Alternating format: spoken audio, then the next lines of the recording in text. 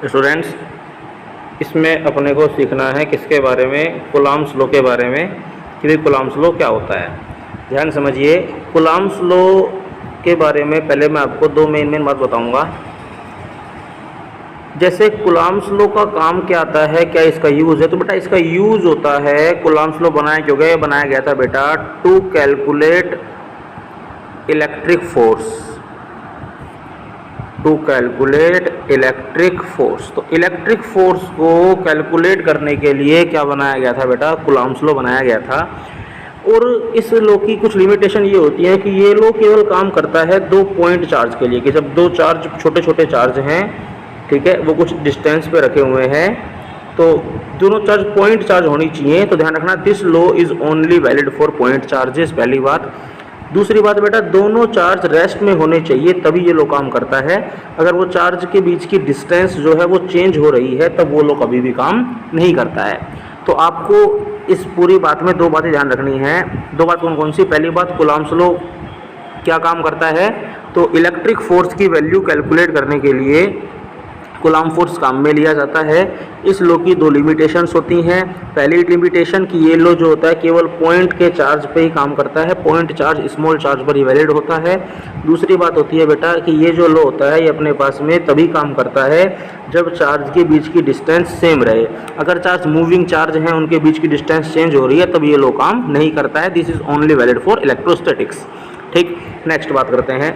Next बात जैसे समझते हैं, ये लोग कहता है कि जैसे मान लीजिए एक चार्ज है Q1, दूसरा चार्ज है Q2, दोनों के बीच की डिस्टेंस है R, तो इनके बीच में इलेक्ट्रिक फोर्स लगता है F, जिसकी वैल्यू होती है K Q1 Q2 अपॉन कितना R स्क्वायर। तो ये फोर्स लगता है F equals to K Q1 Q2 upon R square. अब यहाँ पे जो ये Q1 Q2 है, ये तो दोनों चार्ज हैं, थोड़ा ध्यान समझना भी। Q1 Q2 ये दोनों क्या है, यहाँ पर चार्ज होते हैं। जो R है यहाँ पर बेटा ये होता है डिस्टेंस बिटवीन चार्जेस, ठीक है। और K जो होता है, इस K को कहते हैं कूलॉम कांस्टेंट। इसके बारे में डिटेल में आपको आगे समझाऊंगा। K को कहा जाता है कूलॉम कांस्टेंट, ठीक है। एक बात और ध्यान रखना कि इसकी हेल्प से हम क्या करते हैं, जो ये फॉर्मूला मैंने आपको बताया F equals to K Q1 Q2 by R square, इस फॉर्मूले की हेल्प से बेटा हम ओनली मैग्नीट्यूड कैलकुलेट करते हैं चार्ज का। मैग्नीट्यूड क्यों भाई, मैग्नीट्यूड क्यों, डायरेक्शन क्यों नहीं? क्योंकि भाई डायरेक्शन तुमको पता है ना, जैसे समझना ये वाला कॉन्सेप्ट कि दो चार्ज अगर सेम चार्ज है तो उनके बीच में क्या होता है, रिपल्शन। एक माइनस है एक प्लस है, उनके बीच क्या होता है, अट्रैक्शन। तो इस तरह से ध्यान रखना। तो ध्यान रखना, लाइक चार्जेस मतलब हो गया सेम चार्जेस। तो लाइक चार्जेस हैं तो उनमें क्या काम करेगा, रिपल्शन काम करेगा। Like charges repel each other, ठीक। और इसमें क्या कॉन्सेप्ट आएगा, अनलाइक चार्जेस। अनलाइक चार्ज का मतलब हो गया बेटा डिफरेंट चार्जेस। तो डिफरेंट चार्ज जो है अपने क्या करते हैं, दूसरे को अट्रैक्ट करने का काम करते हैं, ठीक। अब जैसे समझना इसका यूज़ क्या है। इसका यूज़ ये है, जैसे आपसे क्वेश्चन पूछ ले कोई ये कि एक चार्ज है 2 कूलॉम, दूसरा चार्ज है 6 कूलॉम, ये दोनों रखे हुए हैं मान लीजिए 1 मीटर डिस्टेंस पर। अब आपसे पूछ ले, बताओ इनके बीच लगने वाला फोर्स की वैल्यू कितनी होगी और उस फोर्स की नेचर कैसी होगी। तो इसके लिए आपको क्या करना पड़ेगा, कूलॉम्स लॉ काम में लेना पड़ेगा। कैसे काम में लोगे कूलॉम्स लॉ, कि F equals to K Q1 Q2 by R square. तो K तो K कूलॉम कांस्टेंट होता है, Q1 कितना है 2, Q2 कितना है 6 अपॉन डिस्टेंस कितनी है 1, तो 1 का स्क्वायर। कितना फोर्स आ गया बेटा 12K, ये आंसर आएगा। फोर्स नेचर क्या, दोनों चार्ज पॉजिटिव है, ये भी पॉजिटिव ये भी पॉजिटिव, तो फोर्स की नेचर कैसी हो जाएगी बोलो, रिपल्शन। तो दोनों के बीच में रिपल्शन का फोर्स काम करेगा, नोट कर लो इसको। नेक्स्ट बात समझिए, जैसे मान लीजिए क्वेश्चन इस तरह से आ जाए, एक चार्ज है 6 कूलॉम, एक चार्ज है 4 कूलॉम, डिस्टेंस दे रखी है 2 मीटर। तो अब बताइए, आपसे पूछ लेगा कि बताओ कि फोर्स कितना लगेगा और नेचर क्या होगी। इस क्वेश्चन को आप सभी ट्राई करें वीडियो पॉज करके, फिर मैं आपको कराता हूँ। देखिए अभी कैसे कैलकुलेट करेंगे। F equals to K, Q1 कितना है 6, Q2 कितना है 4 अपॉन 2 का स्क्वायर, यानी कितना आंसर आएगा 6K। नेचर कैसी होगी भी, दोनों पॉजिटिव हैं तो नेचर कैसी हो जाएगी, रिपल्शन। क्लियर है बात। एक और क्वेश्चन देखिएगा, जैसे मान लो एक चार्ज है आपके पास में 4 कूलॉम, एक चार्ज आपके पास मान लीजिए 8 कूलाम, वो भी माइनस का, इनके बीच डिस्टेंस है मान लीजिए 2 मीटर। अब कोई आपसे पूछ ले बताओ भी फोर्स कितना होगा इनके बीच लगने वाला इलेक्ट्रिक फोर्स, और बताओ भी इस फोर्स की नेचर क्या होगी। तो कैसे बताओगे अब आप? देखो नेचर तो साफ पता है, एक प्लस है एक माइनस है, यानी नेचर कैसे हो जाएगी? अट्रैक्शन। ठीक। और अगर बात करें अपन किसकी, फोर्स की वैल्यू की, तो फोर्स की वैल्यू होगी के, Q1 कितना है 4, Q2 कितना है 8, माइनस 8 नहीं लिखना क्योंकि माइनस से तो क्या पता लग गया था?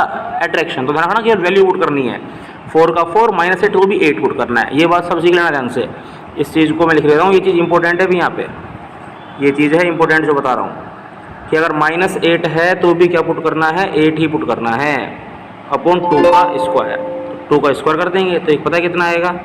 ये आ जाएगा आपके पास 8K। तो 8K आंसर कर लेना कंप्लीट। ठीक है। अब जैसे आपको नोट्स में दिखाते चलते हैं, देखिए अभी सबसे पहले जैसे इसमें लिखा हुआ है अभी कूलाम्स लॉ क्या है, तो आप देख पा रहे होंगे Coulomb's law. According to this law electric force between two charges is directly proportional to the product of charges, product of magnitude of charges. बेटा प्रोडक्ट का मतलब होता है मल्टीप्लाई, कि दो चार्ज के बीच लगने वाला फोर्स जो है उन चार्ज के मल्टीप्लाई के प्रोपोर्शनल होता है। जैसे Q1 इंटू Q2 दोनों में मल्टीप्लाई करना पड़ता है अपने को, तो फोर्स जो होता है वो क्या होता है? Q1 इंटू Q2 के, यानी चार्ज के मल्टीप्लाई के प्रोपोर्शनल होता है, ये ध्यान रखना। ठीक है। प्रोडक्ट मतलब होता है मल्टीप्लाई करना।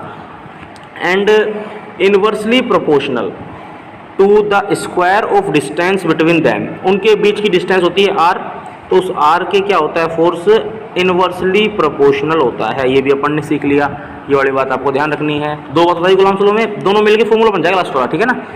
तो this is known as Coulomb's law. If two charges Q1 Q2 are replaced by separated by distance r, electric force F है मान लो, जैसे डायग्राम बना दिया, लास्ट पहुंचना उस फॉर्मूले पे ही है, तो आप फॉर्मूले को याद करें, उससे लैंग्वेज बनाने की प्रैक्टिस करेंगे। तो जैसे F proportional Q1 Q2, F proportional 1/r², दोनों बातें मिल गई। तो फ्रॉम इक्वेशन 1 एंड 2, इक्वेशन 1 2 जो मिलाएंगे तो क्या बनेगा कि F proportional Q1 Q2 inversely proportional to r², ये बन गया अभी F proportional to Q1 Q2 और इनवर्स प्रोपोर्शनल किसके है बेटा? r² के। ठीक है। तो F इक्वल किसके आ गया? K Q1 Q2 upon r²। के को जहाँ के को बोलते हैं हम कूलाम्स कांस्टेंट, इसे इलेक्ट्रोस्टैटिक्स कांस्टेंट भी कहा जाता है। और एयर और स्पेस में इसकी वैल्यू फिक्स होती है। K की वैल्यू ध्यान रखना एयर के लिए 9 × 10⁹ newton metre square upon coulomb square. Clear है बात भी? ठीक है। अब जैसे K का डायमेंशन फॉर्म निकाल रखा है, डायमेंशन फॉर्म यूनिट के लिए अपने वीडियो बनाई रखा है। ठीक है। अब जैसे क्वेश्चन आ गया, इसमें क्वेश्चन समझिए आप। If two charges of 1 coulomb are separated by distance 1 metre then calculate electric force and right nature of force. बहुत इजी है। चार्ज की वैल्यू आपको दे रखी है, Q1 1 Q2 1 R1 F पूछा है, फॉर्मूला लगाया, वैल्यू पुट करी, दोनों पॉजिटिव हैं, रिपल्शन फोर्स आंसर आ गया। कर लेना, आराम से समझ लेना। नोट देखिएगा, के अपने को बोलते हैं कूलाम्स कांस्टेंट। के बारे में सबसे इंपॉर्टेंट बात ये लिखी हुई है, इसको पढ़ो। K = 1/4πε। इसके बारे में सीखना जरूरी है आपको। K = किसके होता है? 1/4π। और ये अजीब सा वर्ड, ये जो वर्ड लिखा मैंने, इसको सी सा लिख के फिर एप्सिलॉन कहते हैं। इस वर्ड को कहा जाता है बच्चों एप्सिलॉन। क्या बोलते हैं इस वर्ड को? एप्सिलॉन। पढ़ना है जैसे होता है, इसको 5 बोलते हो, इसको 6 बोलते हो, 7 बोलते हो, इसको बोलते हैं एप्सिलॉन। और एप्सिलॉन का मतलब होता है यहाँ पे परमिटिविटी ऑफ मीडियम। ये परमिटिविटी एक प्रॉपर्टी होती है, जैसे प्रॉपर्टी डेंसिटी होती है, वॉल्यूम होता है, मास होता है, उस तरह से होती है परमिटिविटी। ठीक है। परमिटिविटी ऑफ फ्री स्पेस जो है, अगर मतलब वैक्यूम के लिए इसकी वैल्यू फिक्स होती है, इसको लिखते हैं एप्सिलॉन के नीचे 0 लिख दो और इसको पढ़ते हैं एप्सिलॉन नॉट। क्या बोलते हैं बेटा इसको? Epsilon not. और इसकी वैल्यू होती है, ध्यान रखना आपके पास में, K की वैल्यू कितनी थी? 9 × 10⁹ ये थी ना। इससे निकाल लेंगे अपन। कैसे निकाल लेंगे? देखो कि भाई K इक्वल था 1/4π एप्सिलॉन नॉट, लिख सकते हैं। तो इस एप्सिलॉन नॉट को उधर भेज दो, K को इधर ले आओ, तो क्या बन जाएगा? Epsilon not = 1/4π K। 1 का 1, 4 का 4, पाई कितना है? 3.14, K कितना है? 9 × 10⁹ सब सोल्व करेंगे तो ये एप्सिलॉन नॉट की वैल्यू ये डायरेक्ट याद रखनी होती है, क्वेश्चंस में पूछता रहता है। 8.85 × 10⁻12 और यूनिट कूलाम/मीटर²। ठीक। डायमेंशन फॉर्मूला निकाल रखा है, उसकी वीडियो आप बिल्कुल तैयार रखें देखने के लिए भी। ठीक है, बना रखी है अपन ने। अब जैसे इसमें क्वेश्चन आ गया, समझो क्वेश्चन ध्यान से। क्वेश्चन नहीं, एक छोटा सा नोट है ये कि जो जैसे अभी जो फॉर्मूला बताया, इसी फॉर्मूले के बारे में आप एक छोटी सी बात सीखिएगा। जैसे मैंने अभी आपको फॉर्मूला बताया कि भी F इज इक्वल है के Q1 Q2 upon R square, और यहाँ पे ये जो K होता है इसका मतलब होता है 1/4 पाई ये एप्सिलॉन, जिसको बोलते हैं कि ये मीडियम की एक परमिटिविटी है, प्रॉपर्टी है। तो इस F का वैल्यू, K का वैल्यू जब यहाँ पुट करूँगा तो बनेगा 1/4 pi epsilon Q1 Q2 upon R square. और जब इस फॉर्मूले को ध्यान से देखोगे तो आप रिजल्ट निकाल सकते हो कि F जो है वो बेटा एप्सिलॉन के साथ इन्वर्सली प्रोपोर्शनल है। कैसे प्रोपोर्शनल है? इन्वर्सली प्रोपोर्शनल है। तो क्या है, ये वाली चीज़ अब बहुत ज़्यादा काम आती है। यहाँ पे किस तरह से काम आती है उसको आपको मैं ध्यान से समझा देता हूँ कि डायरेक्टली प्रोपोर्शनल और इन्वर्सली प्रोपोर्शनल का रिलेशन थोड़ा सा आप ध्यान रखिए। कैसे ध्यान रखिए? इस तरह ध्यान रखिए। देखिए कि अगर कोई चीज़ x प्रोपोर्शनल y है तो इसका मतलब होता है x1 upon x2 is equals to y1 upon y2। लेकिन अगर कभी x inversely proportional to y दे रखा है तो बेटा इसका मतलब होता है x1 upon x2 is equals to y2 upon y1। ये आपको ध्यान रखना है कि डायरेक्टली प्रोपोर्शनल है तो 1 2 का 1 2, लेफ्ट में 1 2 राइट में 1 2, इन्वर्सली में लेफ्ट में 1 2 तो राइट में आता है 2 1। अब यहाँ पे अगर इसको आप देखो F में और एप्सिलॉन में रिलेशन, तो आपको मिलेगा कि एप्सिलॉन हमारे पास में क्या आ रहा है, एप्सिलॉन हमारे पास में इन्वर्सली प्रोपोर्शनल है किसके साथ में बेटा? फोर्स के साथ में, F के साथ में। अब देखो एप्सिलॉन की अपने पास दो वैल्यू होती हैं, एक तो होती है एयर के लिए जिसको आप लिख सकते हो एप्सिलॉन एयर, जिसको कई बार एप्सिलॉन वैक्यूम भी लिख देते हैं, और एक होता है एप्सिलॉन मीडियम। तो अगर मैं राइट साइड में लिखूँ, मान लीजिए epsilon V upon epsilon M मतलब वैक्यूम अपॉन मीडियम, तो साफ बात है इन्वर्सली में 1 2 का 2 1 होता है, यानी उल्टा होता है। तो राइट साइड में अगर V अपॉन M है तो लेफ्ट में क्या बनेगा? Fm फोर्स मीडियम का अपॉन कितना? फोर्स वैक्यूम का। तो ये वाली बात अपने को ध्यान इसमें रखनी है। Formula Fm upon Fv is equals to epsilon V upon epsilon M। Clear है बात? जैसा भी चीज़ काम आएगी आगे देखिए, ध्यान समझिएगा काम किस तरह से आएगी। कि अपन ने देखा कि जैसे if two charges Q1 Q2 ये दोनों रखे हुए हैं r डिस्टेंस पर, और मैं मान के चल रहा हूँ एक सिंबल Fv की। Fv का मतलब तो है बेटा जी क्या? फोर्स जो वैक्यूम में लग रहा है चार्ज में, और Fm है कि फोर्स इन मीडियम, मतलब अगर मैं चार्ज को एक बार तो रख दूँ अंतरिक्ष में ले जाके जहाँ वैक्यूम है, एक बार रख दूँ पानी में ले जाके जहाँ मीडियम है, तो अंतरिक्ष यानी वैक्यूम वाला तो लिख दिया मैंने सिंबल क्या? Fv, और मीडियम वाला से लिख दिया मैंने Fm। तो अब देखो वैक्यूम के लिए कांस्टेंट आता है काम में एप्सिलॉन नॉट, और इसमें आता है एप्सिलॉन। तो जो मैंने बताया ना वही फॉर्मूला भी थोड़ी देर में आगे आ जाएगा कि जैसे Fv निकालेंगे तो 1/4 पाई एप्सिलॉन नॉट लिख दिया फॉर्मूले में, मीडियम के लिए एप्सिलॉन ले लिया, दोनों को डिवाइड किया तो फॉर्मूला पहुंच गया Fa upon Fm equals to epsilon upon epsilon. यही बात मैंने बताया था थोड़ी देर पहले आपको कि भी Fv अपॉन Fm, अगर इधर V अपॉन M है तो उधर क्या होगा? M अपॉन V, और V वाले को हम लिखते हैं किससे? एप्सिलॉन नॉट से। तो ये वाला फॉर्मूला और ये अपन दोनों फॉर्मूला क्या है? सेम ही है। अब इसमें एक नई बात आती है बेटा क्या कि एप्सिलॉन अपॉन एप्सिलॉन नॉट को लिखते हैं एप्सिलॉन R। एप्सिलॉन R का मतलब होता है एप्सिलॉन, एप्सिलॉन मतलब होता है एप्सिलॉन मीडियम वाला, और नोट मतलब है वैक्यूम वाला। तो इनके रेशियो को एक नया सिंबल देते हैं एप्सिलॉन R। तो बेटा ये जो नया एप्सिलॉन R आता है, इसको R मतलब होता है रिलेटिव, और बेटा एप्सिलॉन मतलब होता है परमिटिविटी। तो इसे हम एक नया नाम देते हैं बेटा रिलेटिव परमिटिविटी, और इसे कहा जाता है बेटा जी डाई इलेक्ट्रिक कांस्टेंट। इसे कहा जाता है डाई इलेक्ट्रिक कांस्टेंट। क्लियर है बात? तो ये आपके बारे में ध्यान रखना है। नेक्स्ट बात समझते हैं कि मैंने कहा आपसे एप्सिलॉन R को बोलते हैं रिलेटिव परमिटिविटी डाइलेक्ट्रिक कांस्टेंट। अब एप्सिलॉन R का मतलब क्या था बोलो? मीडियम अपॉन नॉट वाला, तो इसका उल्टा हो जाएगा, मीडियम वाला नीचे जाएगा और V वाला ऊपर आएगा। साफ बात है, ऐसे भी लिख सकते हैं। इसके बारे में हेडिंग बनवा दी भी कि क्या होता है, तो the ratio of electric force between vacuum, तो वैक्यूम वाला और कौन सा? मीडियम वाला, उसको बोलते हैं रिलेटिव परमिटिविटी। इसके अलावा आप ये भी डेफिनेशन बना सकते हैं कि एप्सिलॉन और एप्सिलॉन नॉट का रेशो एप्सिलॉन R कहलाता है, यानी कि मीडियम की परमिटिविटी और वैक्यूम की परमिटिविटी, फ्री स्पेस की परमिटिविटी क्या कहलाती है? डाइलेक्ट्रिक कांस्टेंट कहलाती है। स्पीड में चलना है अभी, ठीक है ना? स्लो नहीं करेंगे, स्पीड में चलेंगे। अब अगली बात, डाइलेक्ट्रिक कांस्टेंट यूनिटलेस क्वांटिटी होती है और डायमेंशनलेस क्वांटिटी होती है, क्योंकि ये सेम रेशो है, सेम क्वांटिटी का ये रेशो होता है। जैसे इसमें आप छोटा सा क्वेश्चन देख लो कि if electric force between 2 point charges in vacuum is 18 Newton, glass slab रख दिया उनके बीच में एक, और उनके बीच ग्लास स्लैब जो रखा उसका डाइलेक्ट्रिक कांस्टेंट है 6, ठीक है। और अब ये पूछ रहा है कि अब उनके बीच लगने वाला जो फोर्स है वो फोर्स कितना होगा वो बताना है आपको।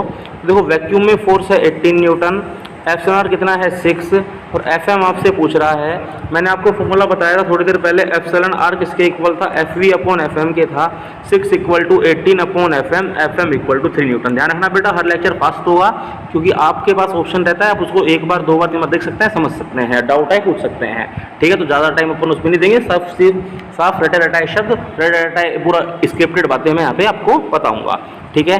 नेक्स्ट बात करते हैं, क्वेश्चन को करने के बाद आप वापस से जरूर ट्राई करें ताकि उसको आप समझ पाएँ, कर पाएँ।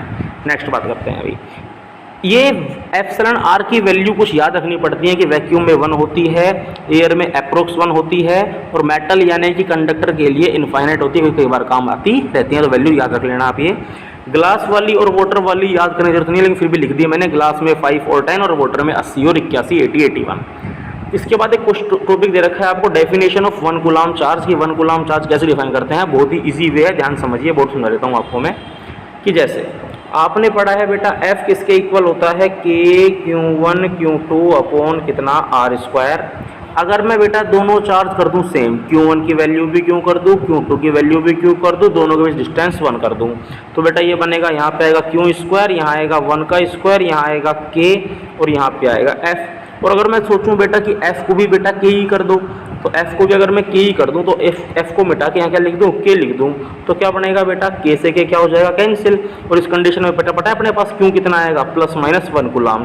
तो यानी इसी के बेस पे डेफिनेशन बनेगी कि अगर दो चार्ज सेम चार्ज हैं, 1 मीटर डिस्टेंस पे रखे हुए हैं, उनके बीच लगने वाला फोर्स K के इक्वल हो, K का मतलब होता है 9 × 10⁻9 फोर्स लग रहा हो, ठीक है, तो उन चार्ज को क्या कहा जाता है, 1 कूलम चार्ज कहा जाता है। ध्यान से देखिएगा, देख लेते हैं एक बार।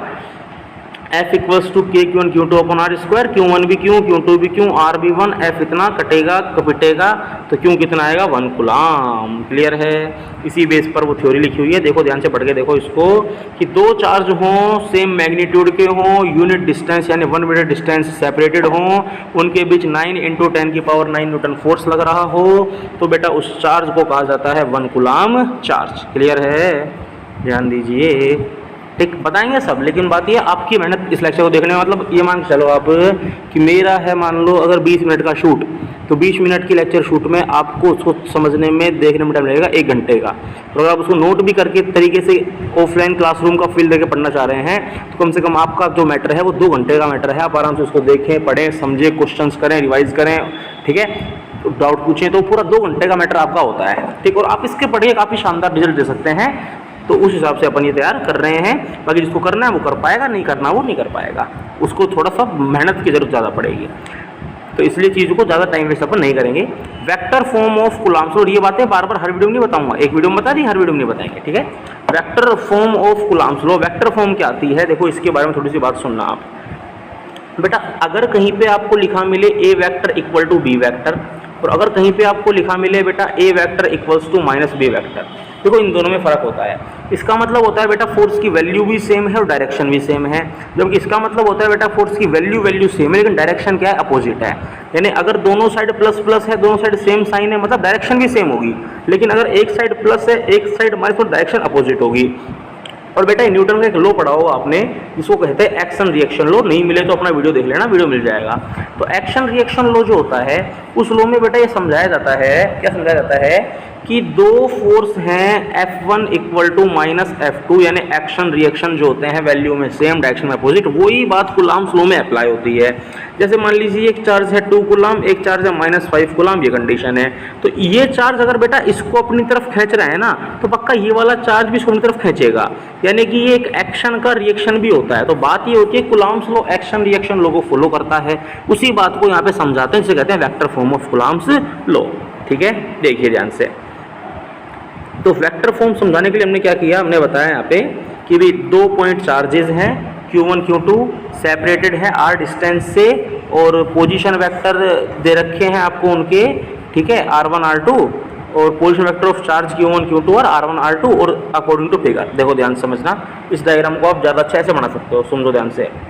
ये बनाया x एक्सिस, ये बनाया y एक्सिस, ये मान लीजिए चार्ज Q1 जिसकी कितना पोजीशन वेक्टर है R1 वेक्टर, ये चार्ज है Q2 कितना पोजीशन वेक्टर है R2 वेक्टर, इनके बीच डिस्टेंस कितनी है R, और एक मान लेना आप R कैप।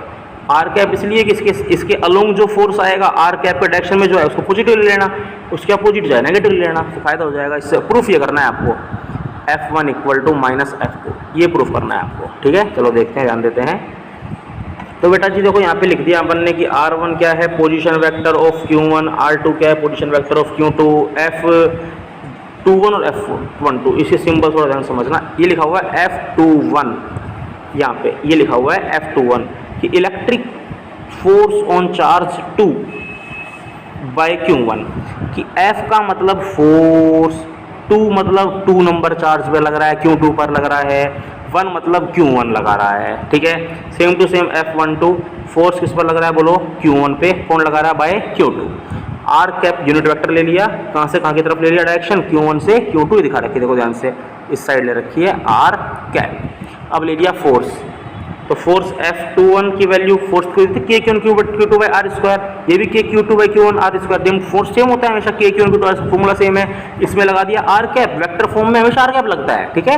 देखो ध्यान से, इसमें वेक्टर नहीं लग रहा था सिंपल, इसमें अगले स्टेप में वेक्टर लग गया, तो यहाँ क्या लग गया R cap. Same to same इसमें वेक्टर नहीं था सिंपल, अगली स्टेप में वेक्टर लग गया, तो क्या लगा दिया साथ में अपन ने R कैप लगा दिया।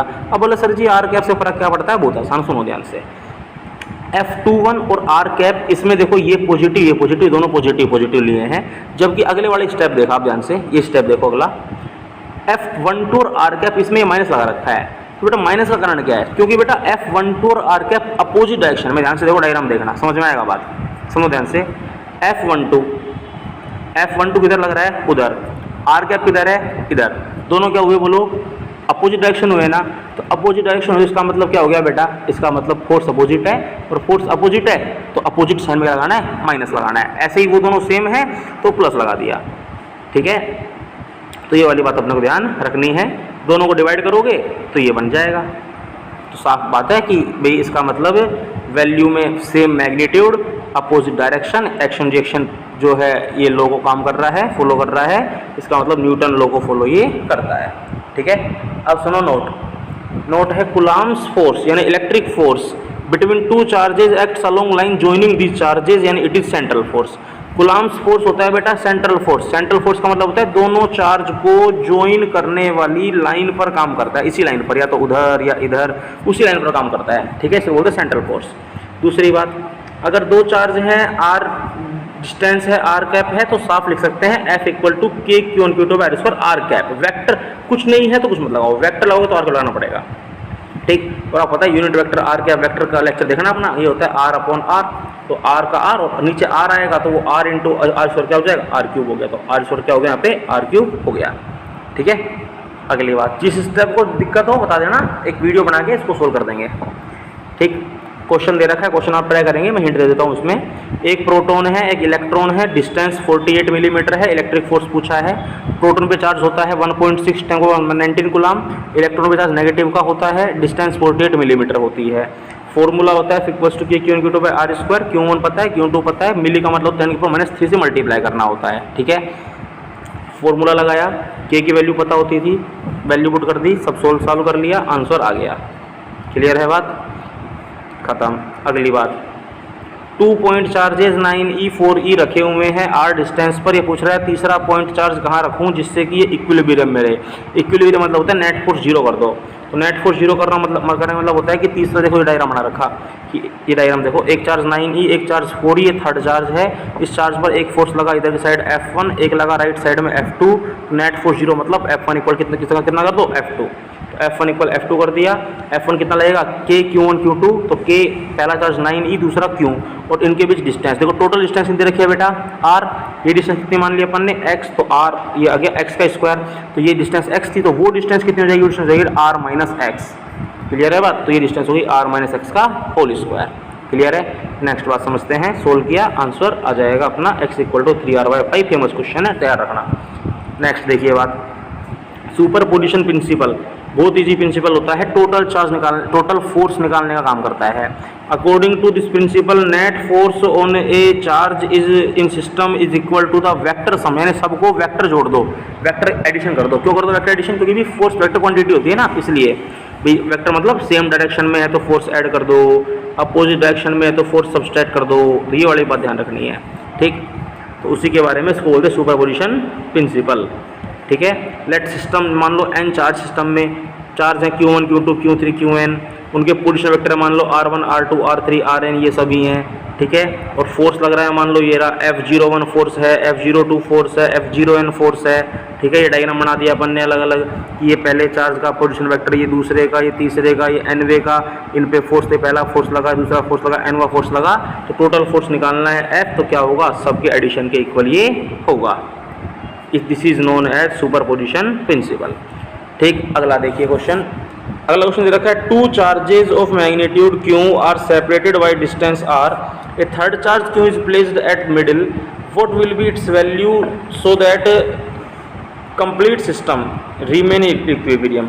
कंप्लीट सिस्टम का मतलब है बेटा कि जो अगल बगल में साइड में चार्ज है उन पे आप टोटल फोर्स जीरो कर दीजिए, ठीक है। जैसे इसका सॉल्व कराएंगे अभी अपन, देखो पहले इसको देख लो आप, ये था ऐसे, एक चार्ज है Q, एक चार्ज है Q, एक चार्ज Q है, डिस्टेंस R है, ये R/2, ये R/2, ठीक है।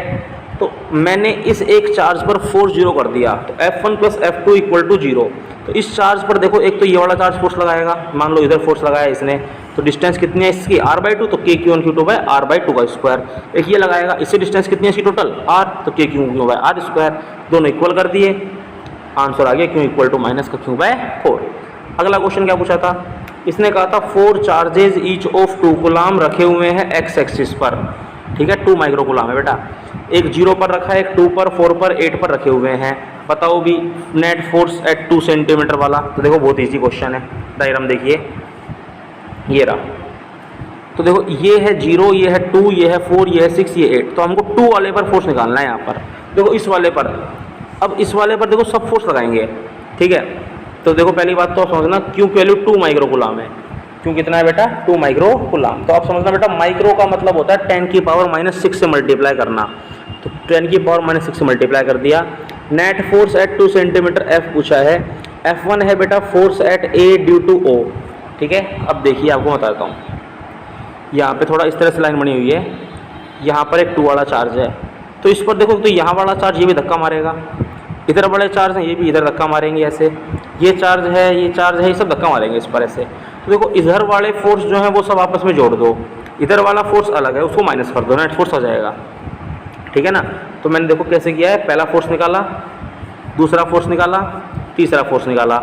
जो फोर्स राइट साइड में है ना, राइट साइड में लग रहा है, वहाँ तो कर दिया I कैप, लेफ्ट साइड में उसको कर दिया -I का, तो -I -I तो आ गए ना, एक प्लस का I है, ठीक है ना। सोल्व करते गए आंसर आ गया। करना बेटा इसको, बहुत अच्छा क्वेश्चन है, इंट दे दी मैंने। अगला देखो, इफ़ 2 ऑब्जेक्ट स्फेयर हैं, आइडेंटिकल भी हैं, ध्यान रखना, ठीक है, और रेडियस है R1 R2, तो ध्यान रखना उन पे चार्ज का डिस्ट्रीब्यूशन होता है Q1/Q2 R1/2। तो 1 2 का 1 2 मतलब चार्ज प्रोपोर्शनल रेडियस, जितना बड़ा रेडियस उतना ज़्यादा चार्ज आएगा, कम रेडियस तो कम चार्ज आएगा, ध्यान रखना, ठीक है। If 2 object Q1 Q2 are connected by, कोई भी वायर वगैरह दोनों कनेक्ट कर दिया, चार्ज फ्लो होगा, तो ध्यान रखना कनेक्ट करने के बाद दोनों पे चार्ज आएगा Q1 + Q2/2। देखो साफ मतलब क्या है, साफ मतलब कहने का ये है, ध्यान से देख लेना एक बार में। एक ऑब्जेक्ट है चार्ज 10 कूलम है, एक ऑब्जेक्ट है चार्ज 2 कूलम है, दोनों को तार से जोड़ दिया, तार से जोड़ने के बाद दोनों पर चार्ज आएगा Q1 + Q2/2, 10 + 2/2 यानी 6, तो 6 कूलम 6 कूलम, ये बात कहना चाह रहा है, ठीक है। देख लो ध्यान से, एक पर चार्ज 20, एक पर 30, तो चार्ज फ्लो होता है हाई पोटेंशियल फ्लो, मान लो इसका पोटेंशियल हाई है, तो चार्ज फ्लो हुआ, थोड़ी देर में चार्ज कितना होगा Q1 + Q2/2, यानी Q1 + Q2 20 30 था ना, तो 20 + 30/2 कितना आएगा 25, बात खत्म, समझा रखा है। ऐसे ही 10 20 के बाद ध्यान रखना, 15 के बाद ध्यान रखना, 5 के बाद ध्यान रखना, Q1 + Q2/2 ये लगाना है। कोई न्यूट्रल हो तो ध्यान रखना, माइनस में हो तो भी ध्यान रखना, माइनस का माइनस ही पुट करना है यहाँ पे, ठीक है। एक क्वेश्चन दे दिया, two metallic identical sphere are arranged with 10 coulomb -20 coulomb kept हैं, एक अगेन कॉन्टैक्ट में रख दिए सेम डिस्टेंस पे। बताओ भी रेशो कितना होगा, बहुत आसान है, सुनो ध्यान से। ये कह रहे हैं 2 स्फेयर थे 10 के और -2 के, पहले अलग अलग रखे हुए थे, बाद में टच करा के दूर दूर रख दिया। तो बताओ जो भी फोर्स पहले था जो भी फोर्स बाद में है उन दोनों का रेशो। ठीक है, देखो ध्यान दो बोर्ड पे। अरे कहाँ है इसका आंसर? इसका आंसर करवा नहीं रखा, अब खुद करना है इसका आंसर। इसका आंसर रखा है कि इसका आंसर आगे हमने अभी देखते हैं, रुक जाओ। करवा रखा है तो अभी करा देंगे। ये रहा, करवा रखा है। नहीं करवा रखा, अरे भाई नहीं करवा रखा रे, नहीं करवा रखा। ठीक है, नहीं करा रखा है, देखो ये रहा, ध्यान से देखना, भी मिल गया, ये रहा। तो 10 और -20 फोर्स कितना होगा? KQ1Q2/r², equation number 1। माइनस दोनों को टच किया तो Q1 + Q2/2 कितना हो गया? 10 - 20/2 कितना बनता है पता है? -5 -5 बनता है। अब नया फोर्स कितना होगा? नया फोर्स निकाल लिया, F' न्यू फोर्स KQ1Q2/r², दोनों को डिवाइड कर दी इक्वेशन को, आंसर आया कितना? 1:8 करा दिया, भी ध्यान रखना। और देखो ध्यान से, इसके बाद नेक्स्ट क्वेश्चन था आपका, ये रहा नेक्स्ट क्वेश्चन, ये था वो करा दिया ना फोर्स वाला। ये नेक्स्ट क्वेश्चन ये है, two identical kinetic sphere B and C are equally charged and there is a force of repulsion between F। तो दोनों के बीच F फोर्स लग रहा है, अभी दोनों इक्वली चार्ज्ड हैं। अब कह रहे हैं they are placed at same distance. तीसरा स्फीयर है, आइडेंटिकल है और अनचार्ज्ड है, मतलब उस पर 0 चार्ज है। उसको पहले B से टच करवाया, उसके बाद उसको C से टच करवाया, पहले B से टच करवाया फिर C से टच करवाया और रख दिया दोनों को अलग अलग। अब बताओ नया फोर्स कितना होगा? बहुत आसान है, ध्यान से देखना, बोर्ड पे करा देता हूँ, अभी बहुत ईजी है। तो ये इस तरह से होगा कि सुनो, ये कह रहा है एक क्यों था, सेम चार्ज थे, r डिस्टेंस, फोर्स कितना होगा बोलो? कि Q1Q2/2 फॉर्मूला लगा देंगे, यह फोर्स आएगा। अब एक अनचार्ज्ड है जिस पर चार्ज 0 है, उसको जब मैं पहले से टच कराऊंगा तो इन दोनों पे कितना फॉर्मूला आएगा? Q1 + Q2/2, 0 + Q/2, दोनों चार्ज कितना आएगा? Q/2। तो इस पर तो चार्ज कितना हो गया? Q/2, उस पर भी Q/2। अब Q/2 आने के बाद उसको टच कराया मैंने इस Q के साथ, तो Q/2 और Q लगेगा Q1 + Q2/2, तो Q1 + Q2/2, तो ये बनेगा बेटा 3Q/4। तो चार्ज कितना आ गया? 3Q/4। समझ गए बात रानी? ये बात है। तो पहले फोर्स निकाला, दोबारा फोर्स निकाला, तो ये आ गया कितना? डिवाइड कर दोनों को 3/8F आंसर। बिल्कुल अच्छी तरह समझा रखा हूँ, दिमाग जो है वो आपका चलवाऊंगा। ये नहीं है कि मैं खुद ही जो है वीडियो बनाने में बहुत ज़्यादा मेहनत करके, क्योंकि आपको सिखाना ज़्यादा उद्देश्य है। मैं चाहता हूँ आप करो, फिर मेरे से डाउट पूछो, फिर मेरे को लगे हाँ सच में आप पूछ रहे हो, 10 बार पूछ लो मेरे से आप समझो अगली बात। लेकिन आपकी मेहनत अच्छी होनी चाहिए इस पर, और जिसको आता है वो रिवीजन कर सकता है फटाफट देख के। तो ये क्वेश्चन वगैरह दिया। अब एक छोटा सा नोट दिख रखा है, नोट समझना। एक एक्सपेरिमेंट था जिसका नाम था मिलिकन ऑयल ड्रॉप एक्सपेरिमेंट। ये एक्सपेरिमेंट क्या करता है बेटा? ये इलेक्ट्रॉन के चार्ज की वैल्यू कैलकुलेट करने का काम करता है। क्वेश्चन बनता है पेपर में, इलेक्ट्रॉन के चार्ज की वैल्यू कैसे कैलकुलेट करते हैं? तो आप बताएंगे Millikan oil drop experiment calculate करते हैं, केमिस्ट्री में पढ़ने को मिलता है। एक साइंटिस्ट है जिसका नाम था गैलेमन, उसने बताया था क्वार्क के बारे में कि क्वार्क एक ऐसा पार्टिकल होता है जिस पर चार्ज होता है इलेक्ट्रॉन का 2/3 टाइम इलेक्ट्रॉन का 1 मतलब फ्रैक्शन फॉर्म। तो जिस पर चार्ज 2/3 O प्लस का उसको बोलते हैं अपवर्ड क्वार्क, तो जिस पर -1/2 उसको बोलते हैं downward quark. Composition of proton, composition proton बना होता है जिससे UUD से, देखो जोड़ दो, U पर 2/3 E, U पर 2/3 D पर -1/3 कितना बन गया E, और प्रोटॉन चार्ज कितना होता है E होता है। न्यूट्रॉन सेम टू सेम बना दिया। तो वो जानना, क्वार्क जो है साइंटिस्ट गैलेमन ने बताया था, told the concept of quark. According to Gell-Mann some particle have charge +2/3 -1/3, these particle are known as quark. और इनको बोलते हैं, ये गैलेमन का फंडामेंटल पार्टिकल जो है प्रोटॉन न्यूट्रॉन, ये सब जो है बेटा इन स्मॉल यूनिट से बने हुए हैं। मतलब जैसे आप कहते हो ना सभी पार्टिकल एटम से मिलके बने हुए हैं, एटम में होते हैं Pe और N, और जो PeN प्रोटॉन इलेक्ट्रॉन न्यूट्रॉन ये जिससे बने हुए हैं ना उसका नाम है क्वार्क, ध्यान रखना, ठीक है। तो क्वार्क चार्ज पार्टिकल है, ये सब बातें हैं। प्रोटॉन बना होता है UUD से, यानी 2 तो U क्वार्क और 1 D क्वार्क, और न्यूट्रॉन बना होता है बेटा किससे? UDD, यानी 1 U क्वार्क और 2 D क्वार्क। क्वेश्चन दे रखा है बेटा, 2 चार्ज हैं Q1 Q2 और इनके लिए Q1 + Q2 = 0। बेटा Q1 + Q2 0 तब आएगा जब एक 2 है तो एक -2 है। तो पूछ रहा है बताओ उनके बारे में। तो चार्ज के वैल्यू सेम है, नेचर अपोजिट है, फोर्स अट्रैक्शन, क्योंकि एक पॉजिटिव एक नेगेटिव तभी तो 0 आएगा और फोर्स अट्रैक्शन हो गया। अगला कह रहा है इलेक्ट्रोस्टैटिक फोर्स लग रहा है 2 चार्ज के बीच में F। अब ये कह रहे हैं अगर उनके बीच में एक और चार्ज आ जाए तो क्या होगा। देखो साफ बात है, दो लोग खड़े हैं, ये पहला आदमी खड़ा है, दूसरा आदमी खड़ा है, इनके बीच तीसरा आदमी आएगा ना, तो उनसे इन दोनों के बीच असर नहीं पड़ता पढ़ाई के अंदर। पढ़ाई में कोई दुनिया है, दुनियादारी में असर पड़ता है, लेकिन ध्यान रखना दो के बीच कोई तीसरा आएगा तो उन दो के बीच लगने वाला फोर्स उतना उतना रहेगा। तो जो फोर्स पहले लग रहा था वो का वो रहेगा। साफ आंसर आ गया, F does not depend on another charge. ठीक, अगला क्वेश्चन कह रहा है एक चार्ज है, क्यों उनको दो पार्ट्स में डिवाइड कर दिया, तो बताओ नया मतलब कितनी वैल्यू हो जिससे फोर्स मैक्सिमम लगे। तो देखो फोर्स जो होता है ना वो प्रोपोर्शनल होता है चार्ज के मल्टीप्लाई पर, तो जब उनका मल्टीप्लाई मैक्सिमम तो फोर्स मैक्सिमम। तो देखो जैसे आप मान लो किसी भी संख्या को बांट रहे हो दो भागों में, जैसे मान लो कोई संख्या आपके पास, मैं कहूँ कोई संख्या 10 है, इसको आप दो भागों में बांट रहे हो, तो 10 को दो भागों में बांट सकते हो आप, 1 और 9, 2 और 8, 3 और 7 और मल्टीप्लाई करो सबके। मैं कह रहा हूँ बेटा मैक्सिमम मल्टीप्लाई तो दोनों हाफ हाफ हो, 5 5 25 21 16 9, तो मल्टीप्लाई मैक्सिमम कब आ रहा है, जब दोनों हाफ हाफ हो, इक्वल इक्वल हो। तो यही बात है, तो और मल्टीप्लाई मैक्सिमम तो फोर्स मैक्सिमम, तो साफ बात है दोनों हाफ होनी चाहिए, यानी Q1 भी Q/2 Q1 भी Q/2 दोनों, तब फोर्स मैक्सिमम होगा। फिर ये कह रहा है ऐसा पार्टिकल बताओ जिसका रेस्ट मास 0 हो, अनचार्ज हो, तो फोटोन। फोटोन ऐसा पार्टिकल है जिस पर चार्ज 0 होता है और रेस्ट मास 0 होता है, चलता है तब उसमें एनर्जी के कारण जो है वजन फील होता है। फिर कह रहे हैं K = 1/4 किस पर डिपेंड करता है, तो डिपेंड करता है तो बेटा मीडियम पर डिपेंड करता है किस पर, कि वी नेचर ऑफ मेजरमेंट, कि MKS सिस्टम में मापोगे, CGS में मापोगे। MKS में वैल्यू होती है 9 × 10⁹ और CGS में वैल्यू होती है बेटा जी 1। ध्यान रखना K की वैल्यू MKS में 9 × 10⁹, CGS में 1 होती है।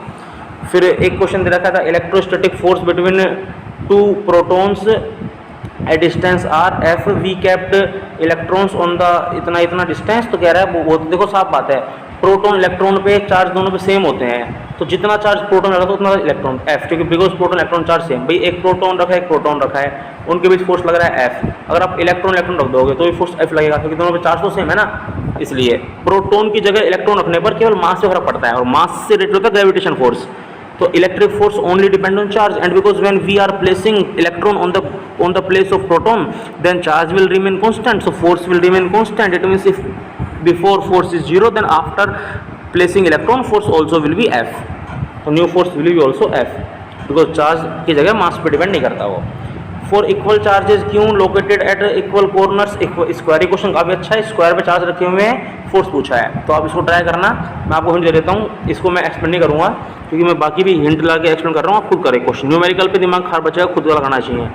मैंने कॉन्सेप्ट समझा चुका बस, F1² + F2² + 2F1 F2 cos theta, ये फॉर्मूला ध्यान रखना, ठीक, उसी फॉर्मूले से सोल्व होगा। ये सोल्यूशन कहाँ रखा है, 1:8 ट्रांसफर आएगा, ये बाकी समझा ही चुका।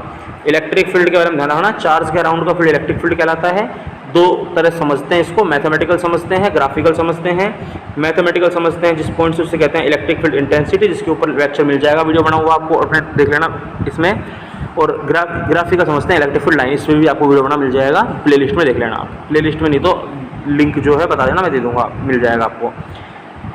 ध्यान रखना, अगर आप जीवन में अच्छे हैं, अच्छे मतलब पॉजिटिव है, तो तीर आपसे दूर भगेगा, और अगर नेगेटिव है तो तीर अंदर जाएगा, ऐसे ध्यान रखना आप। तो प्लस से इलेक्ट्रिक फील्ड लाइन जो है अवे जाती है, अवे, माइनस से अंदर। इसको याद करने का सबसे अच्छा तरीका क्या है बेटा, यही है, प्लस के अंदर, प्लस से तीर दूर जाता है, और अगर आप नेगेटिव गंदे आदमी है, तीर आपके अंदर घुसेगा, अंदर जाकर ऐसे ठुश घुस जाएगा, ध्यान रखना, ठीक है। खत्म हुई बात, ढंग से पढ़ें, डाउट पूछें, ठीक, बहुत मेहनत करें। इस वीडियो के बाद अगला वीडियो जरूरत पड़ने पर आप जैसे ही कहोगे पढ़ लिया आपने, नेक्स्ट वीडियो आपको अपलोड कर देंगे, ठीक है। Thank you.